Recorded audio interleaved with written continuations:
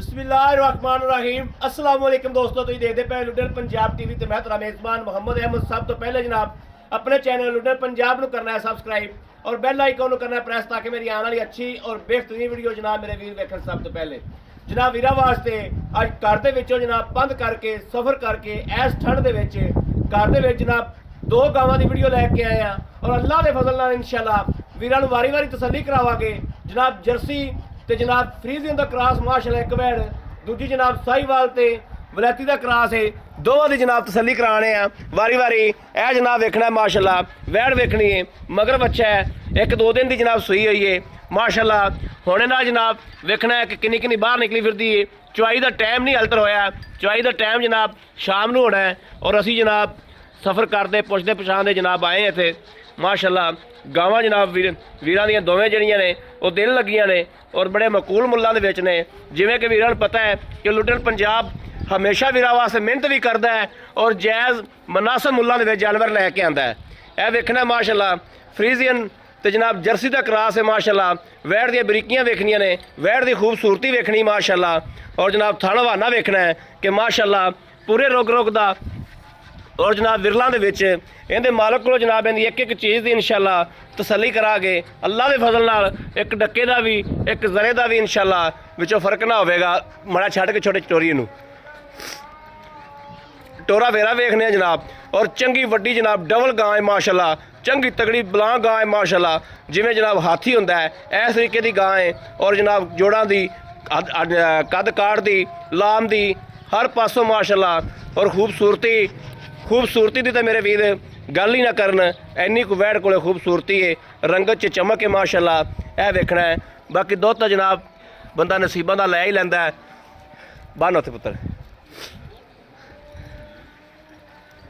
जानवर जनाब वो होंदा है जिहड़ा किले ते खलोता जनाब सोहना लगे माशाअल्लाह। ये वो जानवर है ये जनाब अल्लाह के हुक्म नाल इंशाअल्लाह जेड़े फार्म च जेड़े किले ते जिथे जनाब फिरदा होवेगा अल्लाह के फजल नाल इंशाअल्लाह सोहने हबीब की बरकत नाल अल्लाह के हुक्म नाल बंदे आखणगे इंशाअल्लाह कि भाई अहमद कित्थों जनाब कड्डी जो, भाई आंदी इंशाअल्लाह पुछ पावणगे कि कित्थों कड्डी है कित्थों लई है किहड़े फार्म चों लैंदी जनाब इंशाअल्लाह अल्लाह के फजल नाल। एडी खूबसूरती वैड़ कोले एडा हुसन माशाअल्लाह वैड़ कोले और जनाब यह बच्चा है ये 2 दिन का है या 1 दिन का है, इहदा नाड़ुआ नाल खड़ा है जनाब। यह भी आप जनाब मालक को पुछ लैने आ, मालक की ज़बानी हर गलबात करांगे इंशाअल्लाह। घरेलू गावां ने यह जनाब गब्बन है सून वाली है, यह भी वेखना जनाब माशाअल्लाह। वैड़ नूं चंगा कद काठ है और खून नाल जनाब रंगी हुई है माशाअल्लाह। यह मेरे वीरां दे सामने हुसन वेखना है वैड़ कोले पहलन हो के माशाअल्लाह, खून वेखना है वैड़ कोले और थाना हवाना वेखना है। हाल तक कम से कम 8 दिहाड़े या 5 दिहाड़े ये नहीं सुनती, अल्लाह के हुक्म नाल इंशाअल्लाह थल्लों चंगियां पंडा मारेगी अल्लाह के फजल नाल। पहलन हो के जनाब थण वेखना भी कैसा है, अनमोल थण माशाअल्लाह पूरे रुग रुग दा। छोटे छड़ के टोरी मड़ा जनाब होने नाल कम से कम 4 गिट्ठा थल्ले नूं हवाना माशाअल्लाह और अगे तुहानूं लाई फिरदी है। टोरा वेखना है कोई सट फेट कोई वाह सरन दी किसी गल की कोई शिकायत शिकवा है जनाब वीरां दे सामने टोरा फेरा भी जनाब हर चीज़ की नाल नाल तस्दीक करता जाना है, तसल्ली करता जाना है कि भाई अहमद गलत नहीं बोलता, लै चलो उत्थे। हाल तर वैड़ हो सकता है 10 दिन भी ना सूवे, नहीं तो 5 दिन तो जनाब इंशाअल्लाह पक्के ने। बाकी अल्लाह के काम होंदे ने, अल्लाह के कामां च जनाब पता कोई नहीं। वेखना माशाअल्लाह खून नाल किवें रंगी मंगी हुई अल्लाह के फजल नाल इंशाअल्लाह दुध वाले भी इवें इंशाअल्लाह बस्ते बनेगी। बाकी आओ खा जी भाई जी इत्थे खलो जी। अस्सलाम वालेकुम जी भाजी की हाल है? ठीक ठाक जो भाजी अपना की नाम है? अख्तर हुसैन। आप बच्चा पैंदा ही पुत्र थल्ले तेरे भाई अख्तर अपनिया ने कर दियाँ कोई अपने व्यापार दियाँ तो है कोई नहीं दियाँ मेरा वीर जिहड़ियां लैन देना ये गल्लां होण ना वो गल करनी मेरा वीर। तू पहले सानू ये दस भी जी है वैड़ या पहले सूए तू चोई है अज जर्सी फ्रीजियन क्रॉस दुध किन्ना चोंदा रहा? 22-23 लीटर चो आंदी रही है। अच्छा हुण सूई नूं किन्ने दिहाड़े होए ने? 2 ਦਿਨ ਹੋਏ ਨੇ।